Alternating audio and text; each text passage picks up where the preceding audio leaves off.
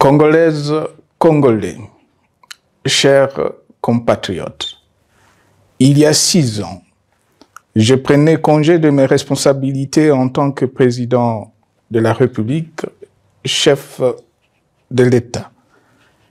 Et fait inédit dans notre pays, en près de 60 ans d'indépendance. J'ai passé pacifiquement la main à un nouveau chef d'État. Depuis lors, je m'étais imposé un strict devoir de réserve, y compris quand j'ai fait l'objet, directement ou par mes proches interposés, de provocations, de déni de droit, d'humiliation, d'imputations dommageables et d'autres multiples atteintes à ma dignité.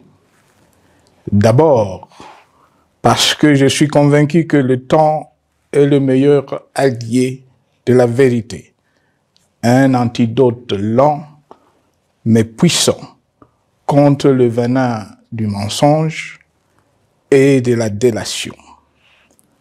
Mais aussi et surtout, parce qu'agir autrement aurait fait le jeu de ceux qui, par cette campagne odieuse, cherchaient à détourner l'attention de notre peuple de leur incapacité, aujourd'hui avérée, à répondre à ses attentes et aspirations. J'ai enfin décidé de briser ce long silence, de sortir de ma réserve et de m'adresser à vous parce que l'enjeu est de taille. Il est même existentiel.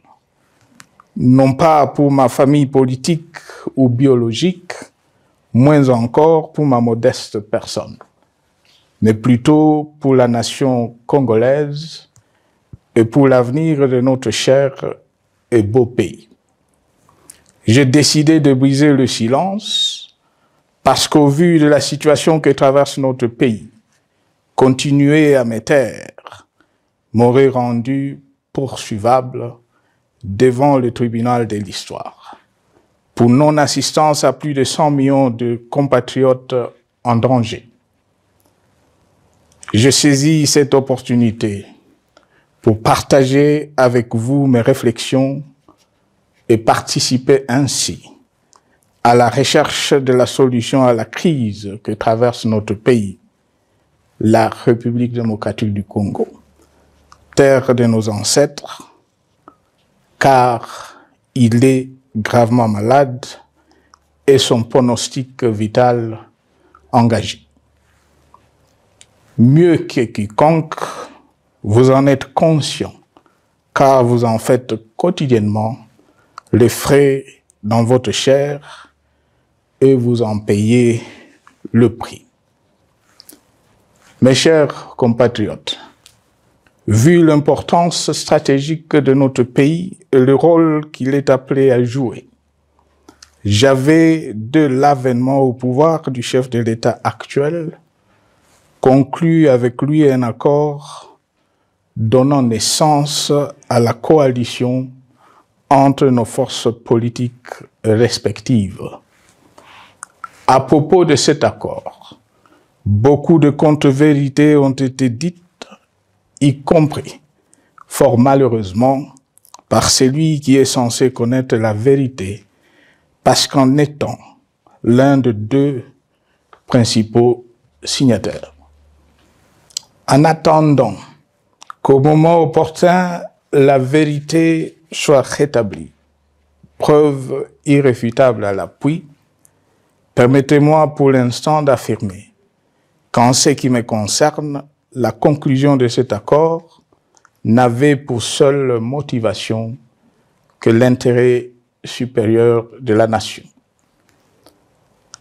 Par cet accord de mutualisation de forces, j'entendais en effet permettre à mon successeur d'exercer dans la direction des affaires de l'État plus de pouvoir effectif que ce que la faible représentation de sa famille politique au sein de la nouvelle Assemblée nationale était en droit de lui conférer.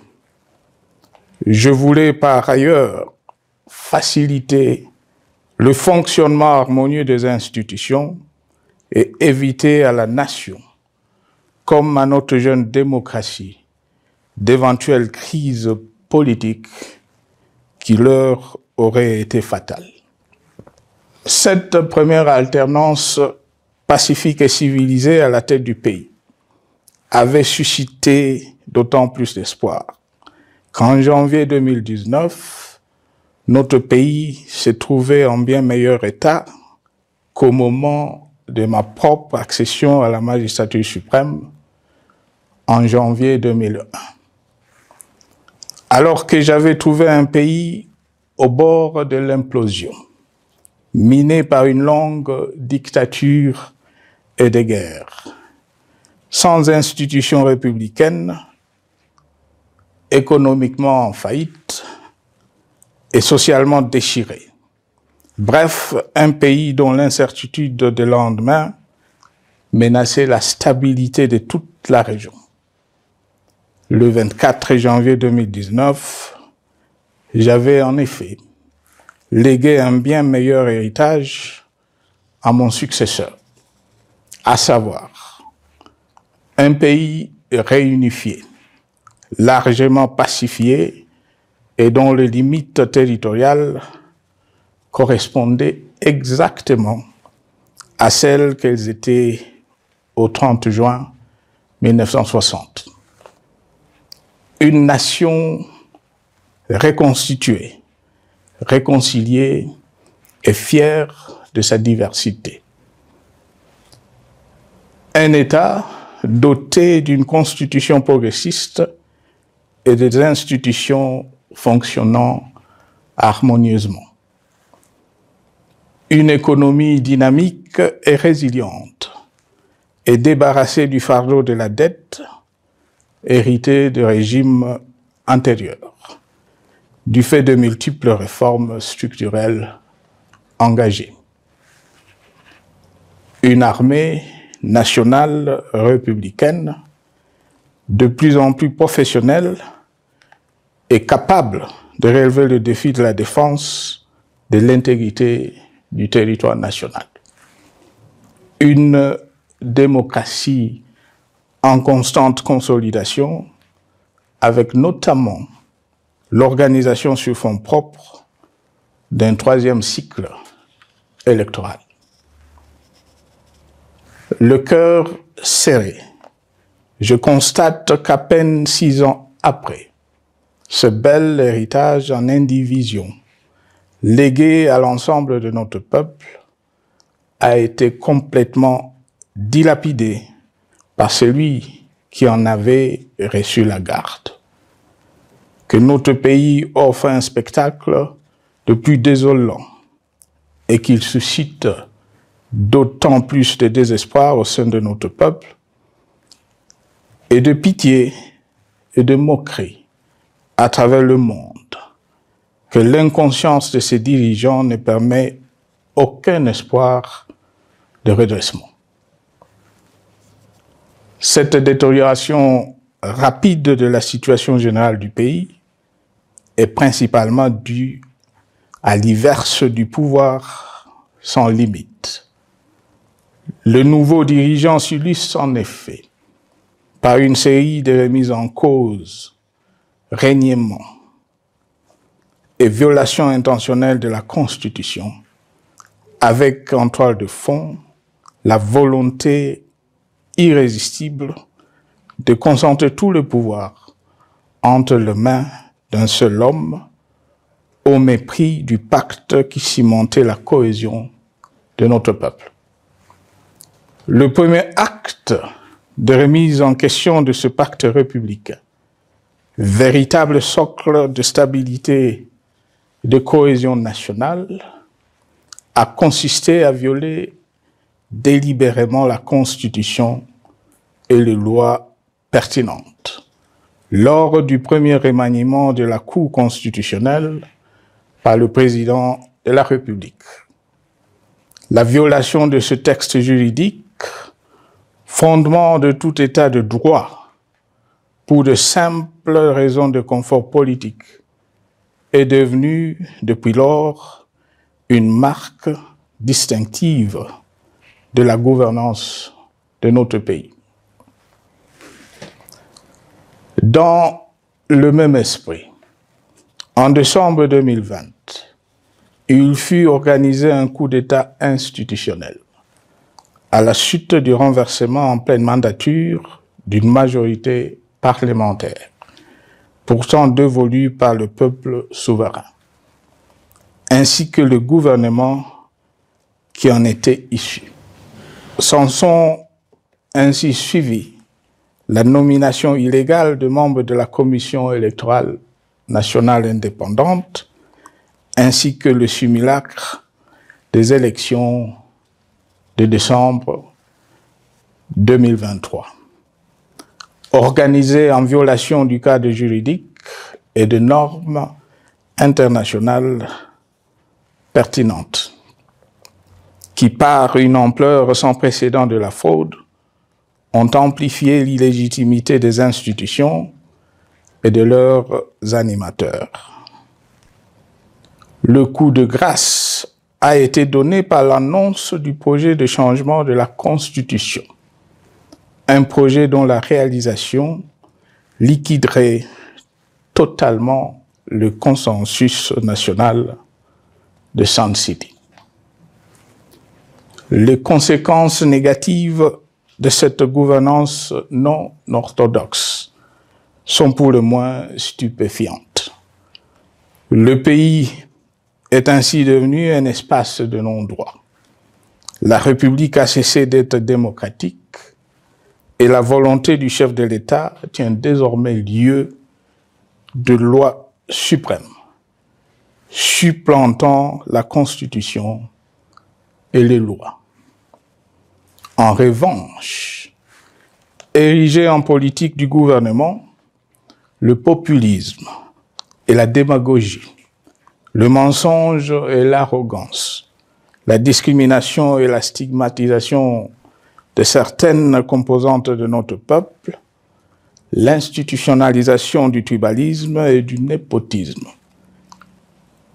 l'opposition de communautés nationales, les unes aux autres, le discours de haine et l'injustice ainsi que l'impunité ont d'autant plus aisément détruit la cohésion nationale et le vivre ensemble que l'opulence outrancière et le non-respect de la parole donnée sont les maîtres mots de la classe politique au pouvoir.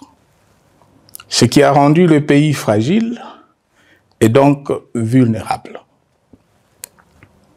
Plus grave, le repli identitaire, dangereux pour l'édification de toute nation, a refait surface, avec ses vieux démons dont l'intolérance et la division est circonstance aggravante. Cela est non seulement toléré et impuni, mais aussi et surtout véhiculé et financé par les tenants du pouvoir. Face à cette dérive, le Parlement a abdiqué de sa mission constitutionnelle de contre-pouvoir.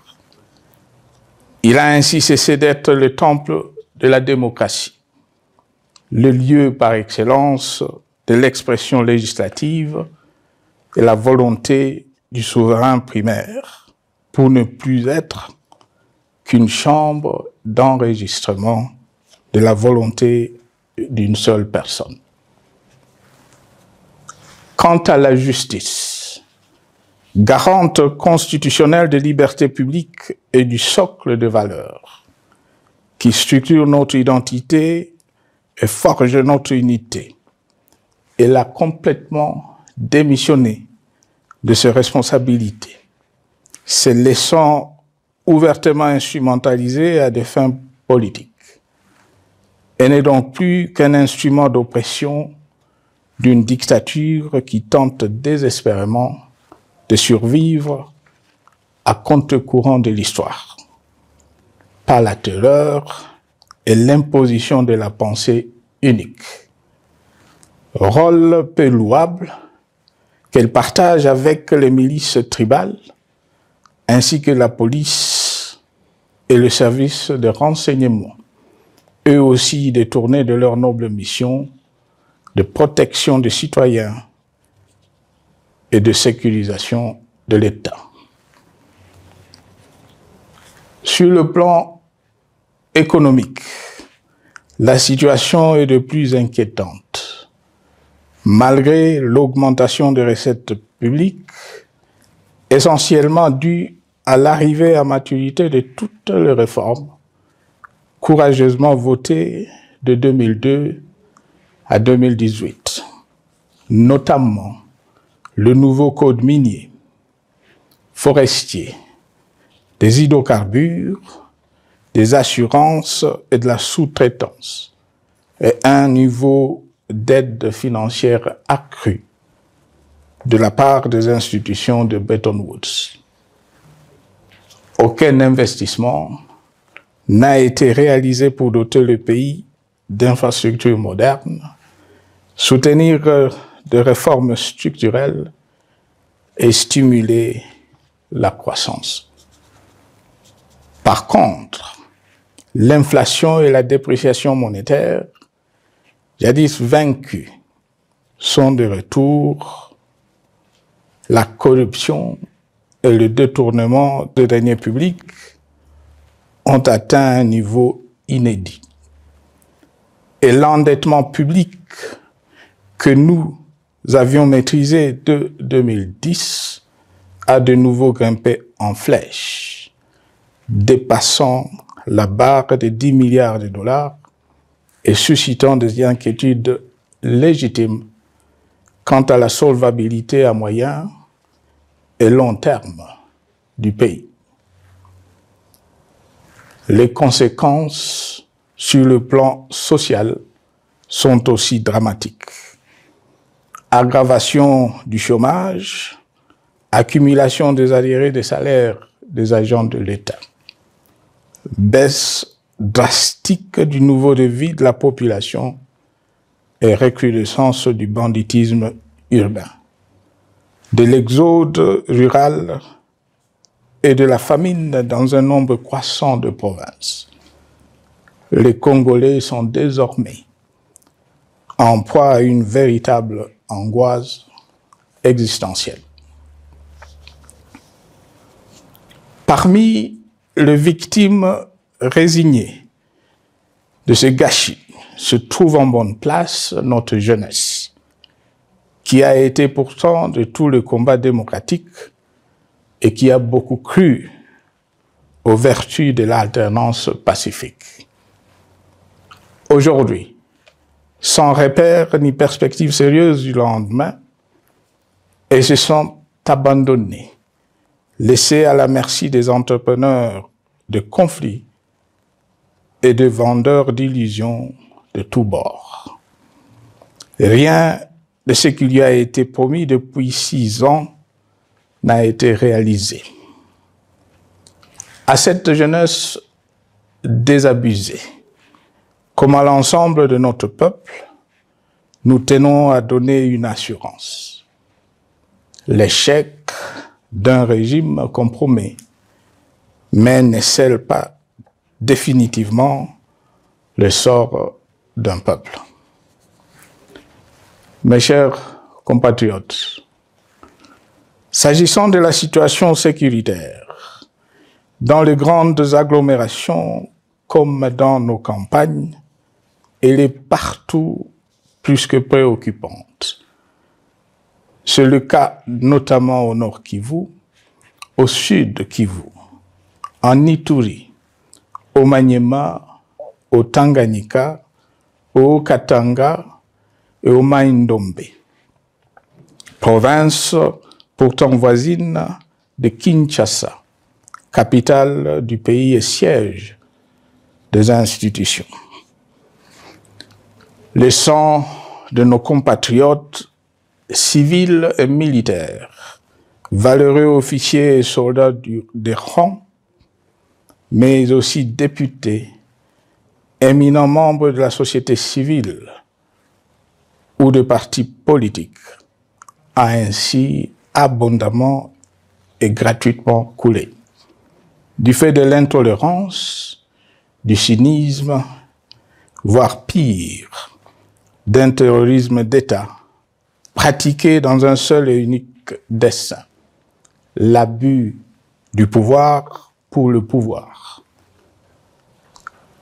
C'est le cas, entre autres, de plusieurs centaines de détenus du centre pénitentiaire de rééducation de Makala, sauvagement abattus dans la nuit du 1er au 2 septembre 2024, victimes sans défense d'un crime incontestable contre l'humanité, à ce jour resté impuni.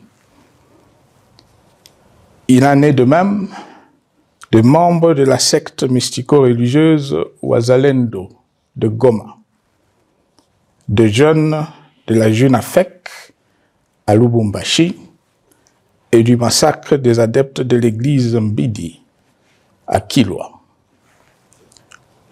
Cette déliquescence de la situation sécuritaire est due à la mauvaise gouvernance du pays qui, dans ces secteurs, est aujourd'hui caractérisée par une formation militaire bâclée, des recrutements et mises en place ethniquement motivés, ainsi que par l'emprisonnement sans jugement, aussi bien de plusieurs militaires et officiers de haut rang que des agents de l'ordre et de sécurité, majoritairement swahiliphones. Bien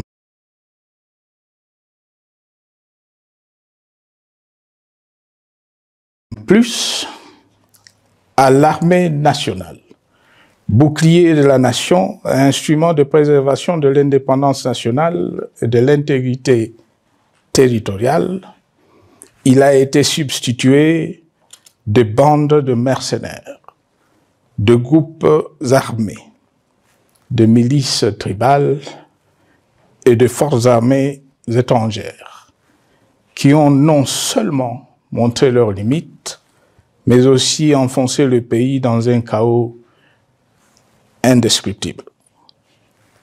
L'État a ainsi perdu le monopole de la violence légitime en sous-traitant aux groupes armés, autrefois maîtrisés, le maintien de l'ordre public et de la tranquillité nationale. Et comme si cela ne suffisait pas, l'armée nationale est vilipendée, conspuée et tournée en dérision par les autorités qui n'assument jamais rien, alors qu'elles sont censées veiller à sa consolidation et à sa respectabilité.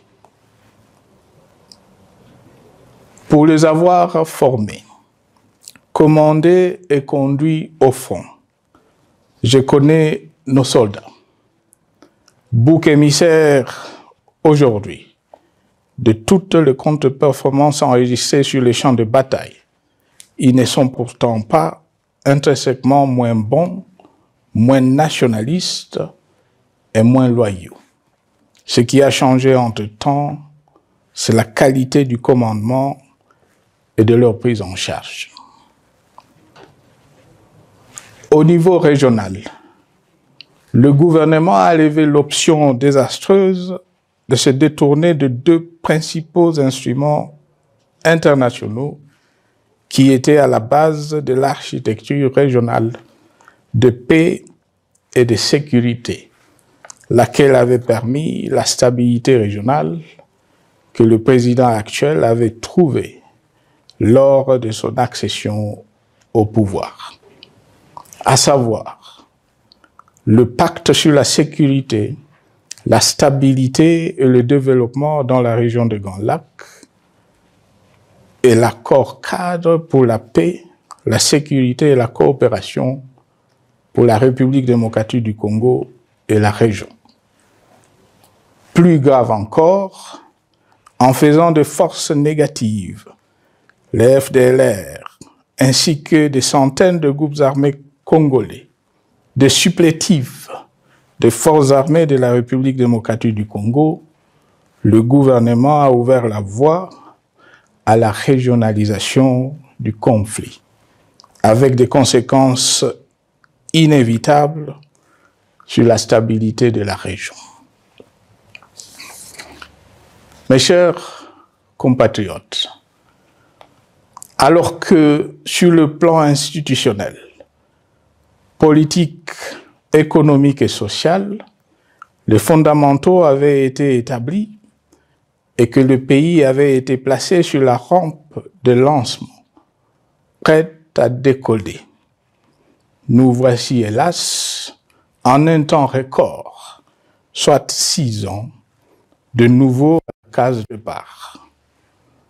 Celle d'un État failli, divisé, désintégré, au bord de l'implosion, inscrit en bonne place au palmarès de pays pauvres, le plus corrompu et très endetté. En atteste tout le rapport tant du Conseil de sécurité des Nations Unies que ceux sur l'indice de développement humain et sur la pauvreté. La crise qui déchire notre pays est donc profonde et multidimensionnelle. Sa solution doit être nécessairement globale. Toute autre approche n'a donc aucune chance de conduire à une paix durable. Bien plus, le Congo est intemporel. Il n'appartient pas à tel ou tel régime politique, ce dernier étant par définition rotatif et donc passager en démocratie. Il appartient plutôt au peuple congolais dans sa grande diversité.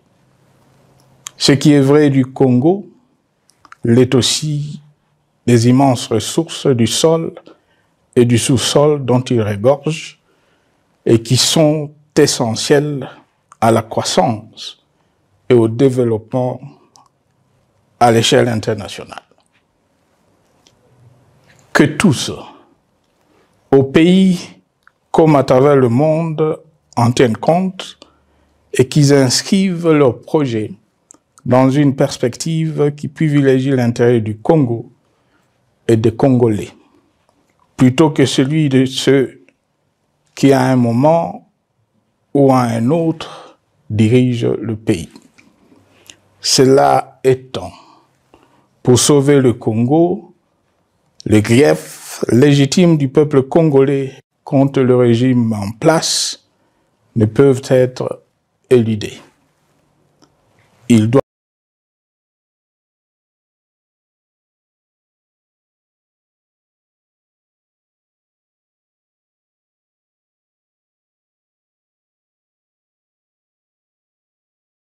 plutôt être pris en compte, la dictature doit prendre fin et la démocratie, tout comme la bonne gouvernance économique et sociale, doivent être restaurées. Car, comme en témoigne l'histoire, il ne peut y avoir de solution sécuritaire définitive sans solution politique sincère. Sinon, il y aura de nouvelles vagues de convulsions politiques, de troubles à la paix, d'insécurité, d'instabilité institutionnelle, de conflits armés et de guerres civiles. Perspective qu'en toute responsabilité, nous, Congolais, ne pouvons plus nous permettre. Il est dès lors vital que les multiples initiatives de recherche de la paix, Luanda, Nairobi, EAC SADC, l'Union africaine, Doha et Washington, que nous accueillons favorablement, les considérant comme autant de signes de compassion et de solidarité à notre peuple soient conscientes de cette exigence. Qu'elles accordent aux Congolais à la fois maîtres de leur destin et premières victimes de cette crise la place centrale qui leur revient de droit, aussi bien dans le diagnostic du mal dont souffre le pays que dans la prescription du traitement dont il a besoin pour en guérir définitivement. Il convient de noter à ce sujet que le gouvernement de Kinshasa s'est enfin résolu à se mettre autour d'une même table avec l'AFC/M23 depuis plusieurs semaines à Doha, même si, bizarrement, il continue à considérer comme un crime le fait que les autres Congolais se parlent entre eux. C'est le lieu pour moi de saluer la démarche des évêques de la CENCO et de l'ECC, qui a le mérite de n'exclure du débat aucun sujet ni aucun de nos compatriotes. Sans être parfaite, cette initiative conjointe des Églises mérite le soutien et, si nécessaire, des enrichissements de la part de notre peuple. Mes chers compatriotes, une fois n'étant pas coutume, il convient de dénoncer la falsification de l'histoire par ceux dont le jeu pervers dans l'opposition naguère, comme aujourd'hui au pouvoir, a consisté et consiste encore à calomnier, à diffamer, à diaboliser et à diviser pour gagner et régner, à se défausser sur les autres pour justifier leur contre-performance, quelles qu'en soient les conséquences sur la cohésion nationale ou en termes de vies humaines injustement brisées ou perdues. Une preuve, s'il en fallait encore, vient de nous en être donnée une fois de plus. Il y a quelques jours, en effet, suite à une simple rumeur de la rue ou des réseaux sociaux sur ma prétendue présence à Goma, où je veux me rendre dans les prochains jours, comme annoncé par ailleurs, le régime en place à Kinshasa a pris des décisions arbitraires, avec une légèreté déconcertante qui témoigne du recul spectaculaire de la démocratie.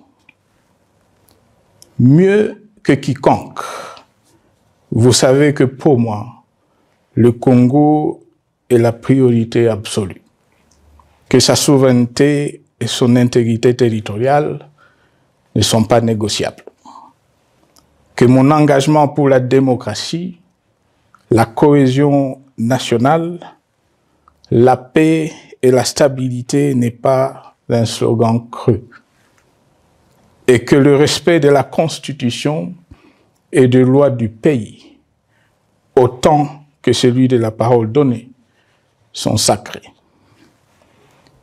Militaire, j'ai juré de défendre la patrie jusqu'au sacrifice suprême. Hier au pouvoir, aujourd'hui en dehors du pouvoir, je demeure plus que jamais fidèle à ce serment.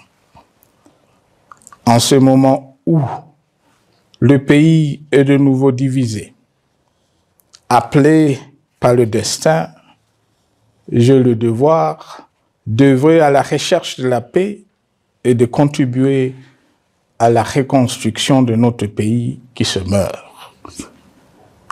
C'est dans cet esprit que j'ai choisi ce moment pour exprimer ma sympathie à l'endroit de toutes les victimes du conflit en cours, de réconforter et marquer ma solidarité avec la population de la partie orientale.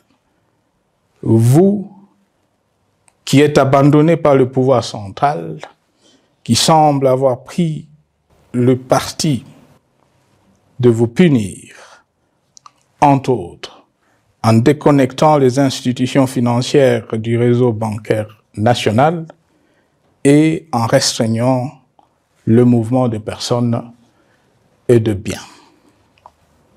Ces décisions et bien d'autres vous asphyxient et rendent votre vie plus précaire que jamais. J'en appelle aux uns et aux autres, en particulier au gouvernement, d'humaniser les conditions de vie de nos compatriotes de cette partie du territoire national. Ils ont droit à la vie, à la scolarisation de leurs enfants et aux autres conditions du bien-être. En entendant le rétablissement de l'autorité de l'État sur toute l'étendue du territoire national, j'invite les tenants du pouvoir à protéger la population. De même, l'armée, la justice, les autres structures en charge de l'ordre et de la sécurité doivent être véritablement au service de la population et répondre à ses aspirations. Mes chers compatriotes, de par mon expérience dans des situations similaires, le patriotisme et l'humanisme ont guidé le processus de règlement de conflits et ont porté de fruits dans le passé, aussi bien sur les champs de bataille que sur celui des négociations ou du dialogue. Notre pays avait été divisé de quasi-moitié pendant quelques années. La sagesse avait alors prévalu. Nous avions recollé le morceau et le pays a survécu dans son unité. C'est ainsi qu'après quelques années de réflexion sur la crise en cours, après avoir consulté des chefs d'État et des anciens chefs d'État de la région, ainsi que des acteurs politiques et sociaux, nationaux et étrangers, j'ai fait ce jour une proposition qui engage la nation tout entière à un sursaut patriotique pour un pacte citoyen afin de tirer le pays du gouffre. Le travail hardi qui s'impose à nous portera notamment sur les 12 points suivants. 1. Mettre fin à la dictature, mieux à la tyrannie. 2. Arrêter la guerre. 3. Rétablir l'autorité de l'État sur toute l'étendue du territoire national. 4. Restaurer la démocratie en revenant aux fondamentaux d'un véritable État de droit. 5. Rétablir les libertés fondamentales. 6. Réconcilier le Congolais et reconstruire la cohésion nationale. 7. Relancer le développement du pays par la mise en place d'une bonne gouvernance économique, une gestion administrative et financière orthodoxe et une répartition équitable des ressources nationales. 8. Relancer le dialogue sincère et permanent avec tous les pays voisins en vue de l'instauration de la paix et du développement durable dans la région. 9. Rétablir la crédibilité du pays auprès de partenaires au niveau tant régional, continental qu'international. 10. Neutraliser tous les groupes armés nationaux et étrangers et rapatrier ces derniers dans leur pays d'origine. 11. Mettre définitivement fin au recours et à l'utilisation de mercenaires, conformément à la Convention de l'Union africaine sur l'élimination du mercenariat en Afrique du 3 juillet 1977 et à la résolution des Nations Unies du 4 décembre 1989 portant sur la Convention internationale contre le recrutement, l'utilisation, le financement et l'instruction de mercenaires et rapatrier sans condition ceux qui sont déjà déployés sur le sol congolais. 12. Ordonner le retrait sans délai de toutes les troupes étrangères du territoire national. À ce sujet, je salue la décision sage des pays de la SADC de retirer les troupes de la SAMI DRC de notre pays. Vu l'immensité de la tâche ainsi décrite, je lance un appel solennel à tous les Congolais, sans distinction de sexe, d'ethnie, d'âge, de classe sociale, de zone géographique ou d'appartenance politique, qui aiment passionnément le Congo, qui sont prêts à tous les sacrifices, qui adhèrent sans réserve au pacte républicain de Sun City et qui tiennent au respect de la Constitution du 18 février 2006, à se dire autour de ces objectifs. Il s'agit de la refondation de l'État et de l'édification d'un pays qui a perdu ses repères. Mobilisons-nous et mettons à profit tous les moyens à notre disposition pour restaurer l'unité nationale, sauver le Congo et préserver son indépendance. Car l'Afrique et le monde nous regardent. Mes chers compatriotes, le Congo vaut mieux que la caricature qu'en donnent ses dirigeants actuels. Le Congo mérite mieux que cette politique extérieure faite de jérémiades et de mendicité. J'ai donc la ferme conviction que le peuple congolais est capable, aujourd'hui comme en 1960, de vaincre le démon de la division, qu'il est capable aujourd'hui, comme au cours de la décennie 90, de vaincre la tyrannie et la tentation du pouvoir absolu.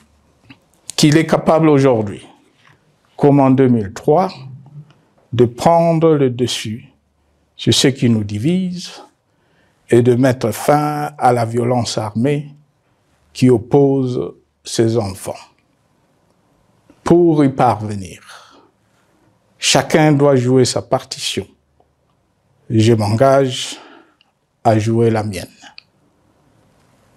Que Dieu bénisse la République démocratique du Congo, qu'il bénisse individuellement chacun de vous. Je vous remercie.